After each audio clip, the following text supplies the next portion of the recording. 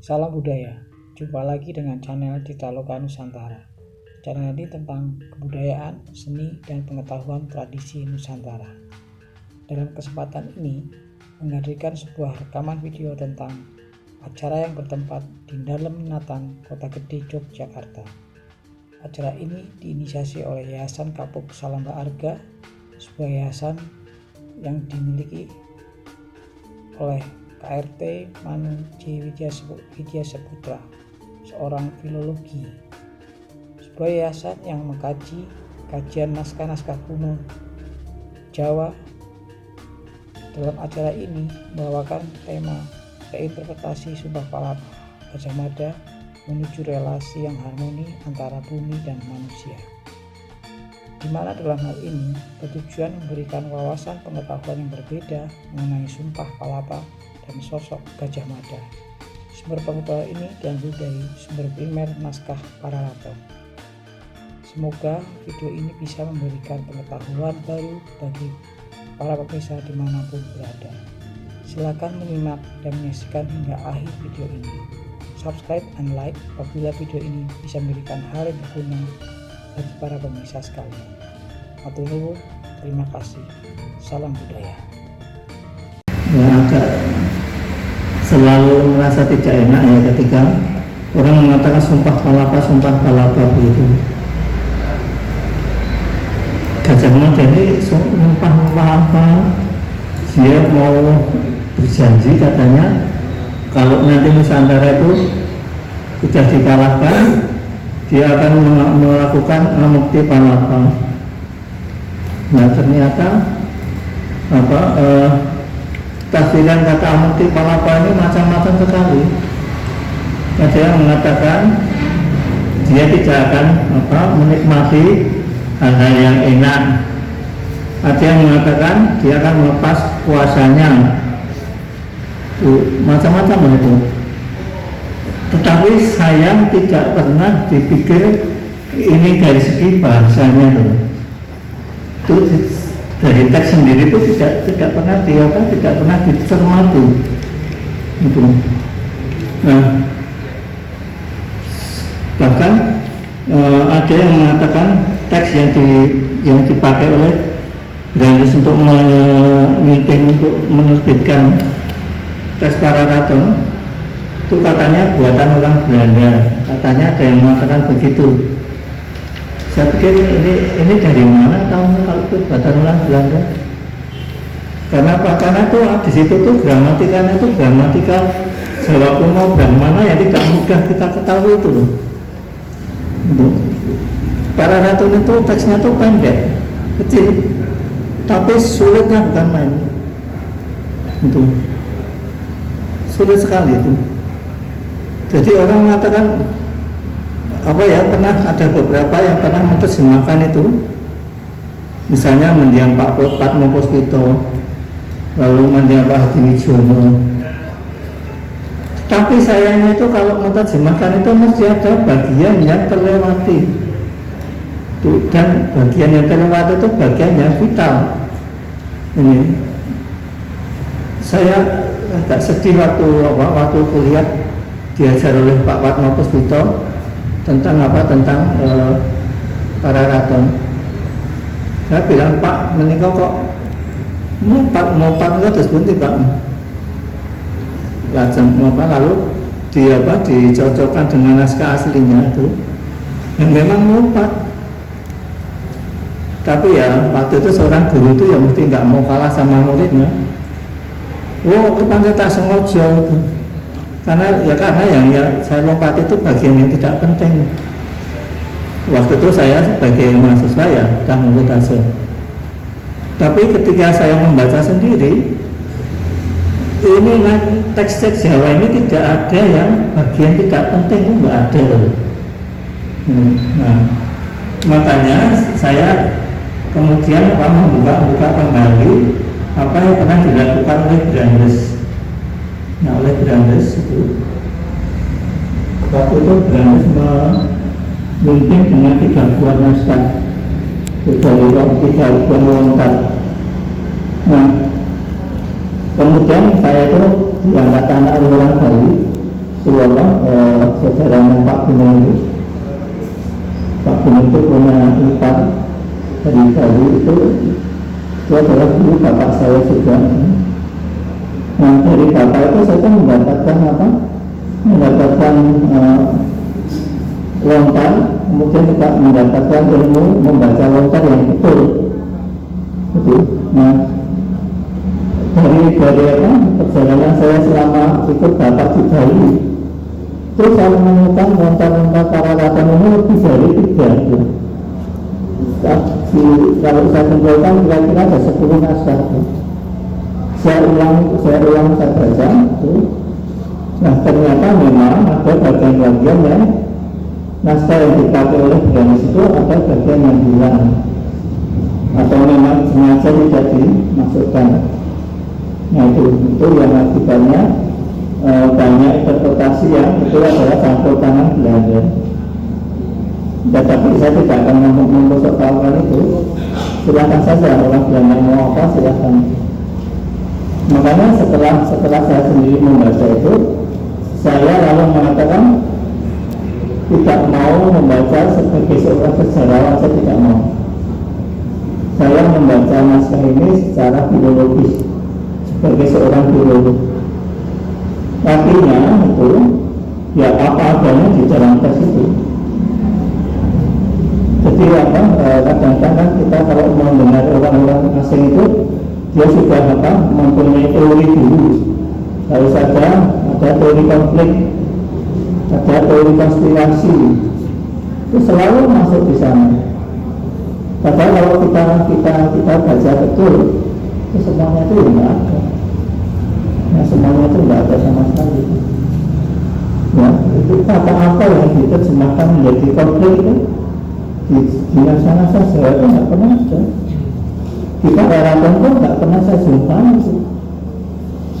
Nah, kemudian ketika saya membuka ini lagi beberapa lontar yang belum pernah dipakai oleh Brandes, itu memang teks ini memang memakai 2 nama. Yang pertama itu disebut Katu Turanira Kenangro.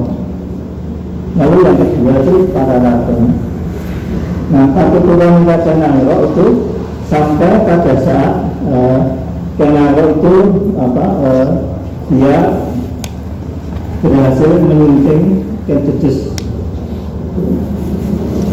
Hati-hati ya, kadang-kadang kita mengatakannya itu Kentutus tersendiri ya, karena kata itu dari kata des. Des itu sama dengan rock, artinya itu menghancurkan. Kita dulu sejak SD sejarah. Terus dari kata des maka menjadi dedes. Ya. Itu jadi itu salah satu aliran nanti, aliran namanya Bairawatan Terang memang itu. Itu. Maka penggambarannya itu selalu mengerikan seperti itu. Nah itu. Jadi pada bagian awal itu disebut dengan nama Katu Turanira Kenangro.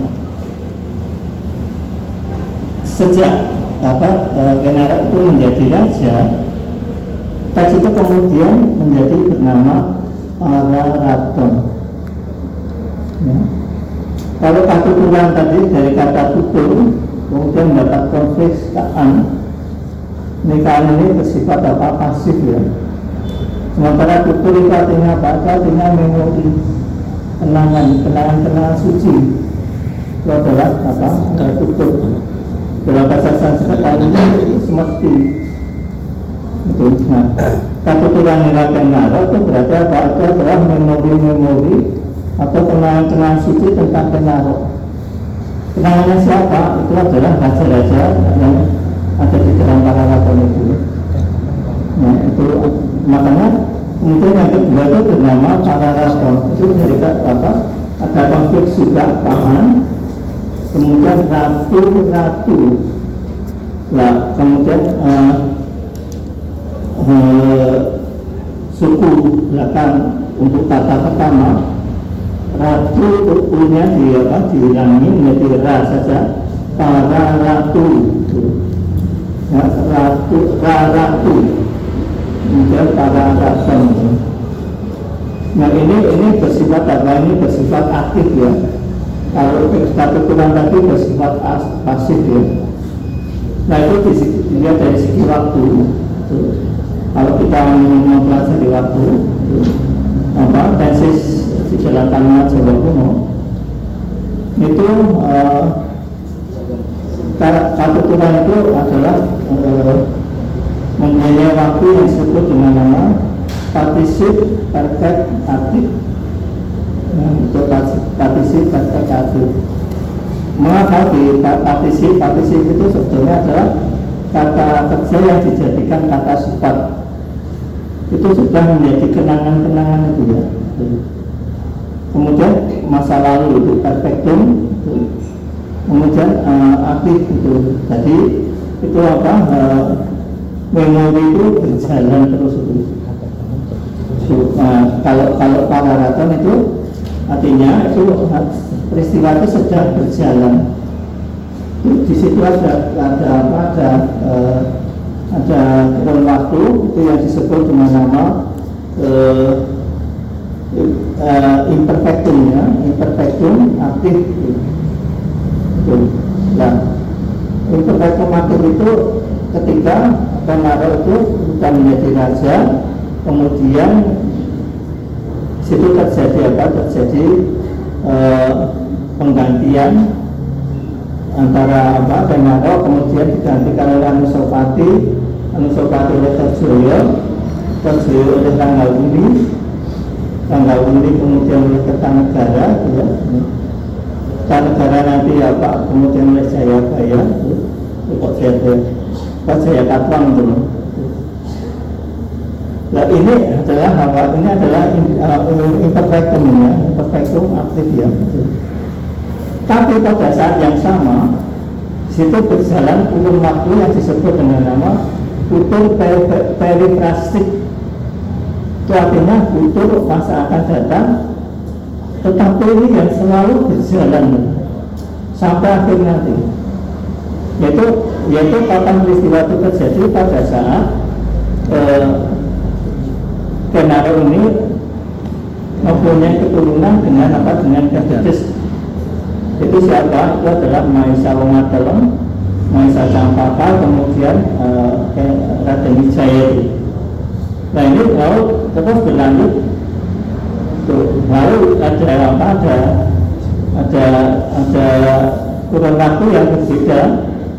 Itu yaitu pada masa Majapahit itu sejak Raden Wijaya itu naik tahta itu kurun waktunya itu lalu berubah memang itu tidak lagi menjadi imperfectum itu, tetapi menjadi present ini present aktif. Nah ini penelusuran seorang filolog harus lewat bahasa semacam itu. Nah itu ternyata memang kurun waktu ini menjadi penting sekali. Nah itu di dalam bahasa Jawa kuno disebut kala sakti. Ya, kala sakti itu kala itu adalah waktu, tensis itu yang itu mempunyai kekuatan untuk menunjukkan naratif yang terjadi itu. Nah, yang namanya Gajah Mada itu ada di kurun yang terakhir, ya, kurun terakhir. Itu. Nah, di dalam kurun terakhir itu yang namanya Gajah Mada itu muncul pada saat beliau itu menyembunyikan Jayanegara dari kejaran Prakuti. Jadi sebelum itu Gajah Mada belum muncul namanya. Nah ketika menyembunyikan Jayanegara di desa Bedade itu Gajah Mada ini mulai berperan dan nanti sampai kemudian berhasil mengembalikan ke raja ini ke istana Majapahit lagi. Nah, cobalah kalau kita membaca teks teks Pararaton itu ketika Gajah Mada itu berhasil mengembalikan Jayanegara ke istana Majapahit, dia kemudian minta waktu untuk apa, untuk berhenti menjadi apa, menjadi ambekel ing Majapahit. Dia melakukan apa disebut mukti palapa itu ya. Jadi mukti palapa itu nanti akan muncul berkali-kali itu. Jadi pada saat itu dia menjalankan mukti palapa selama 2 bulan itu. Setelah itu dia apa, kemudian menggantikan Patih Kecamatan Patih Majapahit yang lama gitu. Kemudian dia apa, ini yang selalu diikuti oleh teman-teman peneliti itu hanya bagian ini. Pada waktu Gajah Mada itu mengatakan lamun kalah Nusantara mukti palapa ingsun. Ini di dalam perikop itu beberapa kali disebut mukti palapa itu. Nah. Kemudian nanti pada bagian setelah daerah Nusantara ini bisa berhasil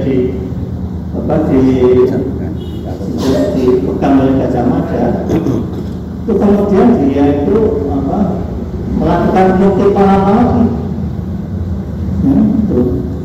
selama beberapa waktu.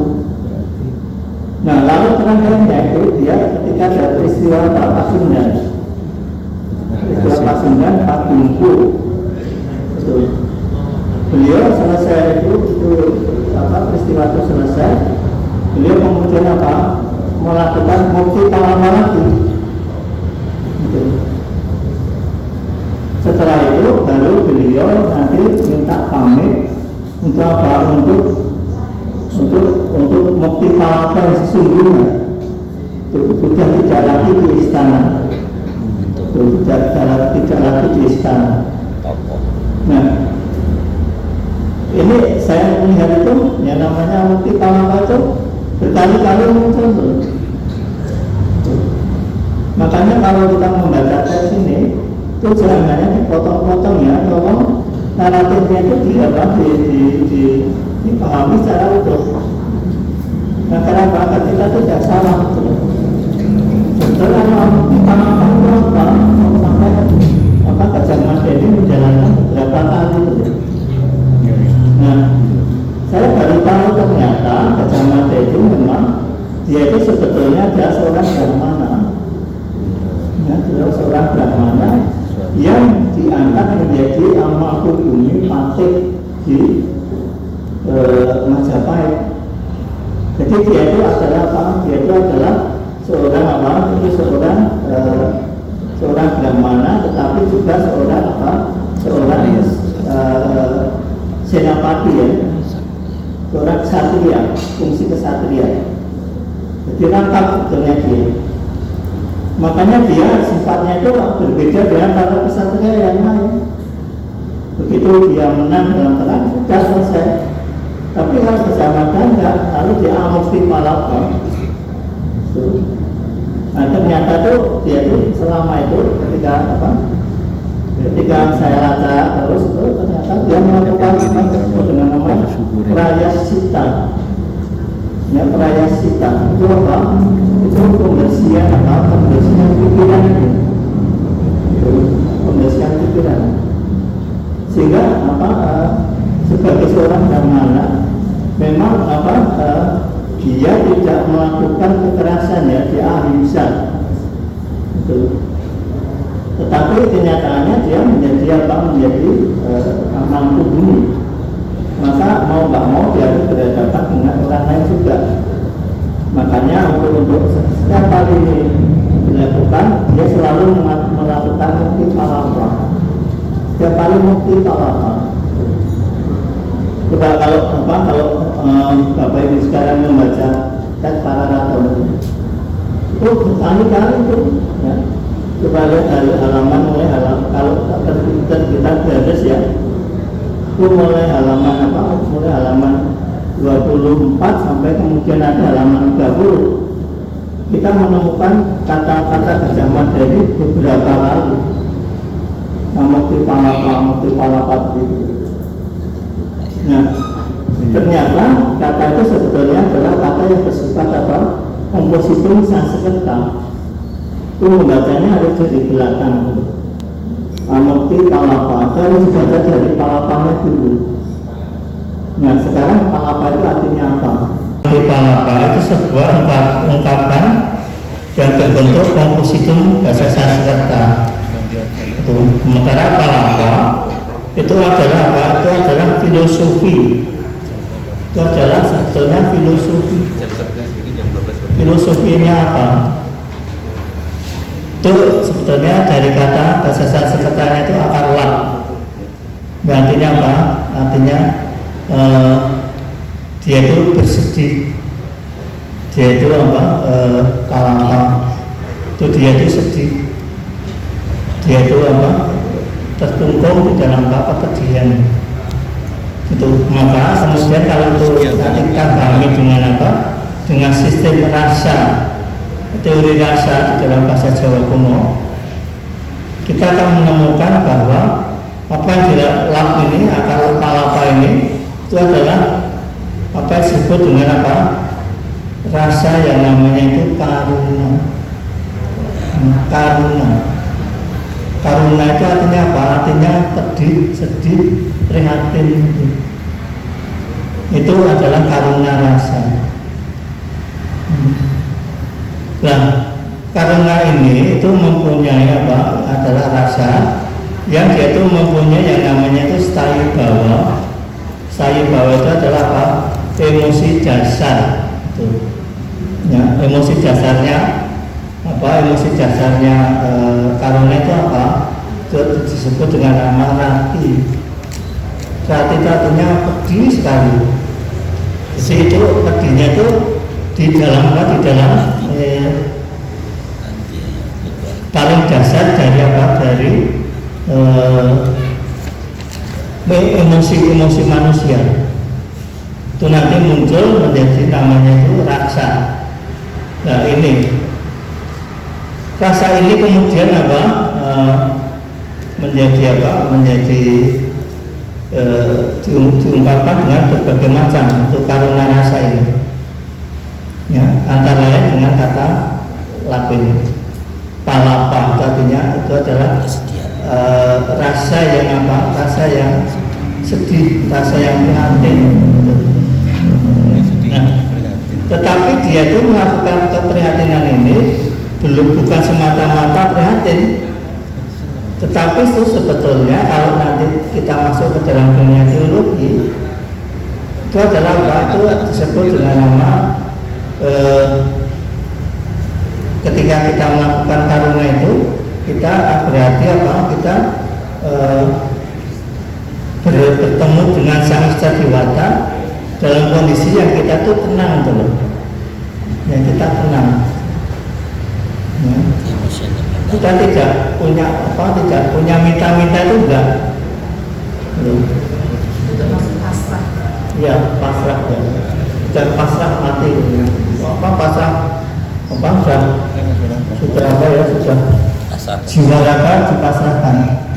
Nah karena itu kebaktian semacam itu disebut dengan nama bakti. Bakti itu dari kata bajati, itu artinya mengasihi tanpa batas. Jadi ketika Gajah Mada itu melakukan apa? Melakukan palapa, jadi dia itu memasrahkan dirinya tanpa batas kepada siapa? Kepada Sang Istadiwata. Itu tergantung siapa Istadiwatanya, itu tergantung nanti kita lihat siapa sebetulnya Istadiwata Gajah Mada itu siapa. Itu. Nah, inilah yang apa? Kalau dari segi rasa begitu. Kemudian dari apa? Dari segi filosofi sendiri itu, yang namanya palapa ini itu dibagi menjadi 5 yang setiap bagian itu disebut dengan sara. Sara itu artinya apa? Itu kekuatan ilahi, kekuatan ilahi yang suci. Ini ada 5, yaitu yang disebut dengan nama pertama itu Jada Dravya Sara.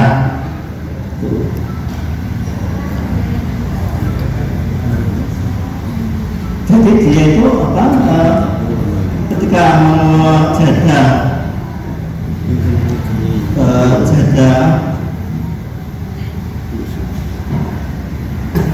Dravya Sara, itu berarti apa? Berarti dia itu benar-benar bisa menguasai, bisa bisa berkomunikasi langsung ya dengan siapa? Dengan kosmos. Jadi manusia ini yang melakukan itu, manusia Palava ini, yaitu bisa berkomunikasi langsung dengan siapa? Dengan kosmos. Dengan kosmos yang berbentuk prakati, yang masih berbentuk wajah. Ya, jadi misalnya kita bisa berkomunikasi dengan tanah, bumi, bisa berkomunikasi dengan hewan, bisa berkomunikasi dengan angin, dengan laut, dengan angin mega dan sebagainya. Jadi dia itu akan mendapatkan itu. Jadi kalau dia masih manusia, tetapi dia mempunyai kemampuan untuk jalan Dravya Sara tadi. Jadi dia sudah bisa menguasai itu, bisa berkomunikasi dengan bentuk-bentuk prakrti yang ada di dunia ini.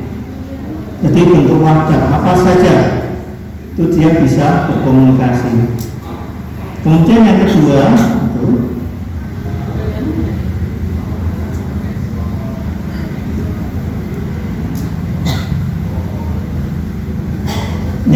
itu disebut dengan nama jiwa sara, ya, dengan nama jiwa sara. Seorang yang sudah mendapatkan pengetahuan jiwa sara, jadi dia itu sudah sangat dekat dengan siapa? Dengan sang ilahi yang sang Esa Dewata, yang kadang-kadang disebut dengan nama Brahman. Brahman ini entah namanya siapa nanti, tergantung dia penganutnya penganut apa. Ini. Jadi dia sudah menyatu dengan dengan Brahman itu. Ya karena itu dia menjadi lupus dari Jnana Swarupa. Jnana Swarupa artinya pengetahuan filosofis yang berkaitan dengan berkaitan dengan tampilan masing-masing yang ada di dunia. Jadi umpamanya angkat saja dengan Mas Sita juga, dengan Mas itu lain. Tapi kita bisa tahu ini Mbak Sita itu dulu terjadi dari angkat, ya, dari mana jadinya itu. Jadi DNA-nya Mbak Sita ini, Mbak Sita ini kita bisa tahu. Kita jenis Swarupa. Hewan-hewan juga begitu. Itu mengapa macan itu kalau sama hewan tertentu kok jadi galak. Nah ini DNA-nya itu tergantung. Itu dia bisa memahami, bisa paham itu. Makanya dia terhadap siapapun tidak pernah berbuat ingin membunuh atau ingin mencelakai itu enggak. Ya karena saya sudah tahu siapa Pak Sita. Oh, beliau dulu dari sini. DNA-nya dari sini begini. Dulu DNA-nya begini. Oh ya sudah, berarti saya harus bersikap seperti ini. Kalau pada Mbak Sita saya harus begini.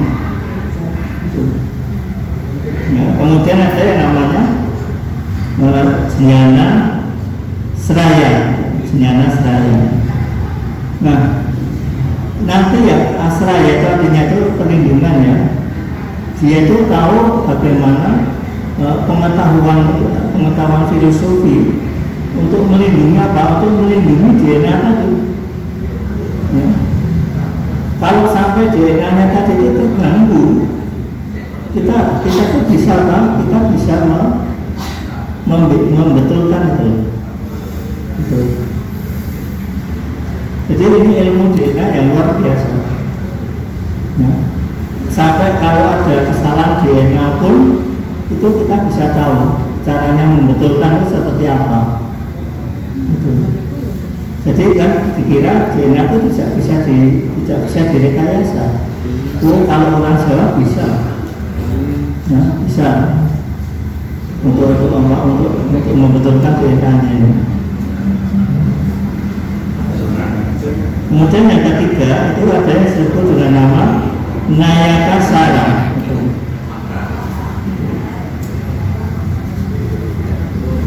Nayakasara ini, Nayaka itu adalah apa? Itu adalah Rahya itu artinya penuntun ya. Nah, jadi kita sudah mempunyai kekuatan untuk apa? Untuk dituntun oleh Sang Hyang Dewata. Gitu. Dengan DNA yang semacam ini, kita harus perginya kemana? Ya, kita tuh harus apa? Ya, jangan sampai ketika DNA-nya kita sudah DNA A, harusnya apa? Kita tuh jalannya harus ditempuh itu adalah B, tapi kita menempuh jalan K. Nah ini kita akan apa? Mengalami kerusakan apa? Kerusakan DNA. Nah ini di situ tuh ada yang namanya kekuatan Nayakasara. Dia mempunyai kekuatan itu untuk apa? Untuk menuntun itu, menuntun apa? Melindungi agar apa? Agar kita tidak mengalami kesalahan tadi. Jadi apa? Semacam inilah yang apa? Yang harus dipahami. Dia sebagai seorang brahmana yang harus mengemban kerajaan, itu harus tahu DNA-nya Majapahit itu seperti apa. DNA-nya raja-rajanya itu seperti apa. Harus kita pahami betul. Kalau enggak, nanti negara ini hancur itu. Maka Gajah Mada ini berusaha untuk memahami itu. Makanya kalau kita membaca teks ini lebih cermat teliti, kita akan menemukan itu semua. Tapi kadang-kadang kita nggak mau membaca itu dengan teliti. Yang selalu kita temukan di dalam makalah-makalah itu mesti hanya bagian tadi, kutipan lamun Nusantara kalah Mukti Palapa, hanya itu saja kan. Tuh. Kemudian yang keempat,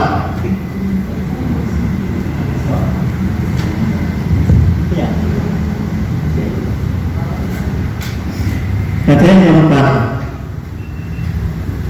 itu namanya itu Buddhisara. Itu Buddhisara itu artinya apa? Orang itu sudah bisa berdialog dengan Sang Hyang Dewata. Kita bisa berdialog langsung. Jadi kalau kita tuh menanyakan apa saja kesalahan-kesalahan kita, mulai dari kita kecil sampai hari ini, itu tuh bisa kita tanyakan. Itu misalnya saya ya, sekarang ini kondisi saya itu sesak semacam itu. Ternyata memang dulu ada kesalahan. Waktu saya lahir, saya tuh minum air ketuban, pokok banyu kawah itu. Nah, waktu itu masih Dokter Sukiman ya. Itu antara kawah dan kepala ini lebih dulu kepalanya yang keluar. Lalu yang Dokter Sukiman itu ditarik, akibatnya kawahnya pecah. Lalu saya mau kepala itu. Makanya sepanjang hidup saya tidak bisa sembuh. Hanya ada imbangannya itu. Orang yang mempunyai minum kawah semacam itu mempunyai kemampuan otak itu memang lebih 10 kali orang lain. Dulu saya selalu diajak sama teman-teman saya itu, so, kamu itu kalau mati, mestinya mau surga. Nah, kenapa? Nah, kamu belum punya murid yang bisa lebih pintaran kamu. Ya aku tak wis. Saya punya kamu, jadi aku bilang surga. Jadi kalau kamu masih jadi hidup menurut saya selalu diajak oleh kamu.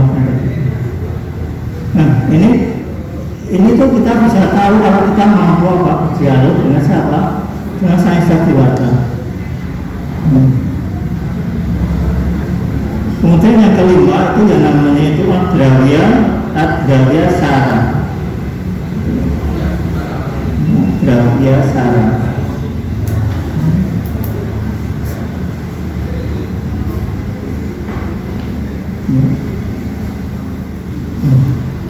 Jadi Adrawya Sara itu adalah ketika manusia itu sudah mampu melampaui ujian 10 macam, yaitu disebut dengan nama satwa. Jadi kita bisa masuk di lingkungan yang suci.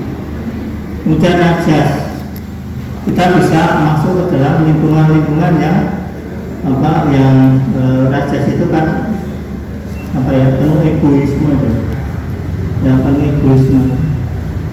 Kemudian ada lingkungan yang namanya tamas, itu kegelapannya, kita tuh selalu bingung.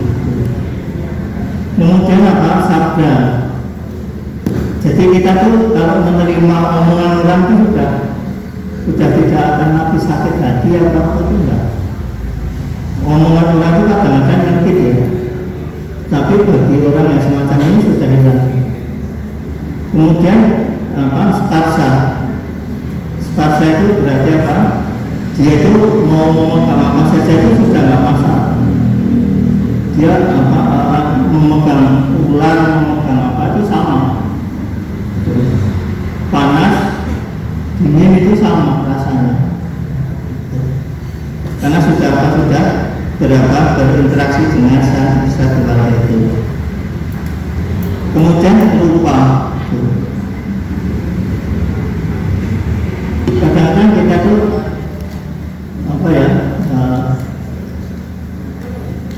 kalau melihat orang yang tidak kita sukai itu kan kita tuh jengkel ya.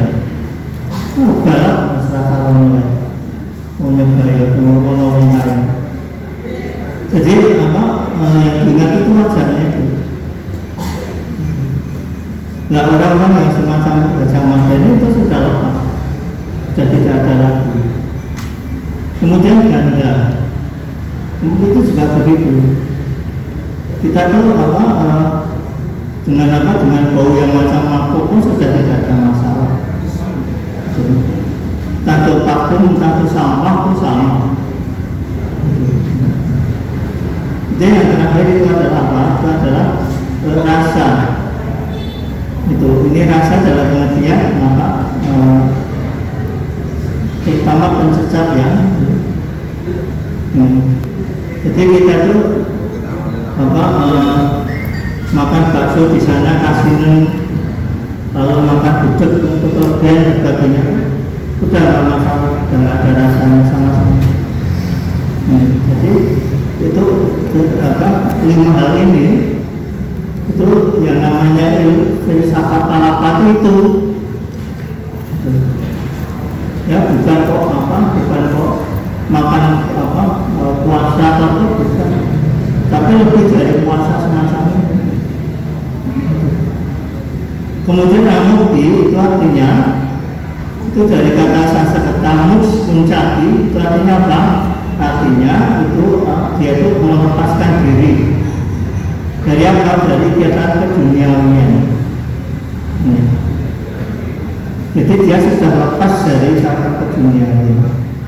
Mulai karena itu kita membaca amukti palapa itu harus dari belakang.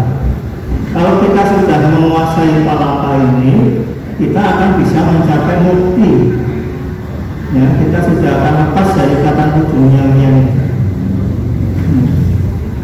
Nah itu dijalani oleh Gajah Mada. Nah, dijalani oleh Gajah Mada. Dia seorang apa? Seorang Brahmana. Maka pada waktu dia selesai itu apa? Kita akan mempunyai fase 4 kehidupan seorang Brahmana atau kalau manusia ya itu disebut dengan nama Caturasrama. Itu ada yang namanya Brahmacari, Grihastha, Vanaprastha, kemudian Sannyasa. Nah, Gajah Mada ini di dalam Mahabharata masa Brahmacarinya tidak pernah kita jumpai. Kita harus memakai teks yang berbeda. Di Mahabharata tidak disebutkan. Kemudian Grihastha ini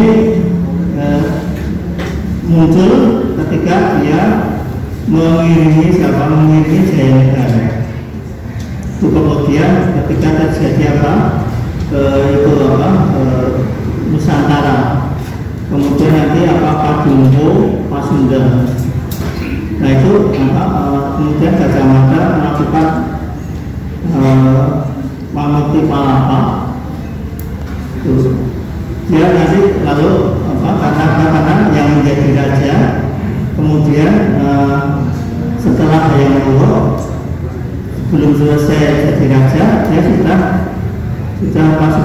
minggir, dia hidup di hutan dengan sebagai Vanaprastha. Sampai nanti dia mencapai tingkat terakhir yaitu Sannyasa. Itu ketika manusia itu sudah lepas dari ikatan keduniawian ini semua. Nah, di dalam Pararaton itu yang diceritakan. Oleh karena itu kalau membaca teks Pararaton itu jangan dipotong-potong, tapi tolonglah dibaca utuh. Naratifnya itu dibaca utuh. Nah, kenapa kita tidak Gajah Mada itu begini? Hanya sebagian saya katakan. Kadaden ing Narayana, apaten ing Majapahit. Samaya ira mantu laring Hariloka dan SD. Tumuli salin lupa sutra apeta mamarempuk asabu atmaraksa. Lancingan ira gingsing diana alus. Tuhu bagus rupa nira. Itu. Jadi itu adalah siapa? Itu adalah Narayana. Wajahnya itu bagus. Jadi wajahnya itu bagus. Maka saya minta tolong kalau teman-teman di sini ada yang bisa itu kalau ada Arca Wisnu, kemudian di spek itu digambar menjadi wajah manusia dia. Nah itu wajah Gajah Mada itu ya ada di yang di situ itu. Yang dikatakan Narayana itu bagus itu. Dia memakai lancingan itu gringsing. Gringsing Udiyana. Nah ini tidak pernah kita tahu ini apa. Gitu. Kain gringsing itu. Kain gringsing ya. Tapi gringsing Udiyana itu yang seperti apa? Gitu loh. Nah ini, jadi ketika Gajah Mada itu pada akhir hayatnya, itu dia kembali kepada wajahnya, yaitu bagian Narayana itu. Bukan sebagai orang yang bertubuh kekar besar itu enggak. Seperti seperti kuli gitu ya, enggak. Kuli pasar loh. Ya, jadi makanya. Tapi sekarang pernah bisa membayangkan Narayana itu adalah Krishna ya. Nama lain dari Krishna. Coba kita lihat saja Krishna itu seperti apa. Itu. Ganteng. Ganteng halus. Cerdas.